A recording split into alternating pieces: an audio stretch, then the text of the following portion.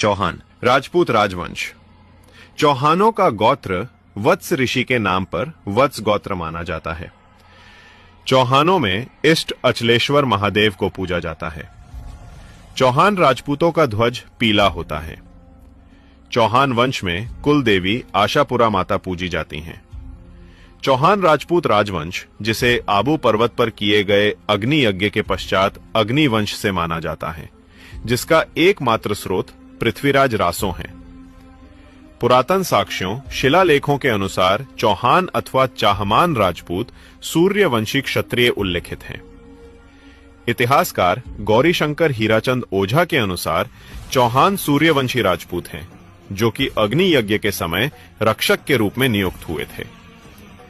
पृथ्वीराज विजय महाकाव्य में चौहानों को जगह जगह पर सूर्यवंशी लिखा गया है। अजमेर शासक विग्रहराज चौहान ने अपने राजकवि सोमेश्वर रचित ललित विग्रहराज नाटक को शिलाओं पर स्वयं खुदवाया। उसमें भी चौहानों को सूर्यवंशी लिखा है। ग्वालियर के तमरों के दरबारी विद्वान नयन चंद्र सूरी ने अपनी रचना हमीर महाकाव्य में भी चौहानों को सूर्यवंशी लिखा है। चौहानों की कई पीढ़ियों बाद राजा अजयपाल चौहान हुए, जिन्होंने आबू छोड़कर अजमेर बसाया। इसी वंश में एक प्रतापी सम्राट हुए, जिन्हें दुनिया राजपूत सम्राट पृथ्वीराज चौहान के नाम से जानती है। इन्होंने मोहम्मद गौरी को 16 बार युद्ध में हराया।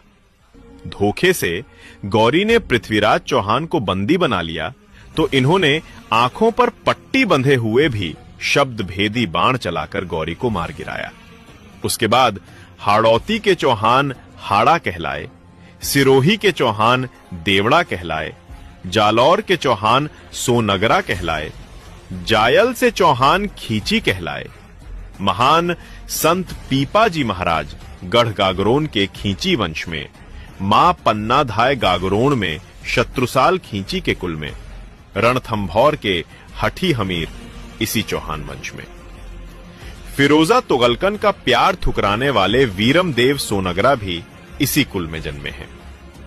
संत पीपाजी महाराज के धर्मोपदेश से प्रभावित होकर रणमल सोनगरा चौहान, जयदास खींची, दुल्हे सिंह राव देवड़ा उनके अनुयायी बन गए। ये था चौहान वंश का इतिहास।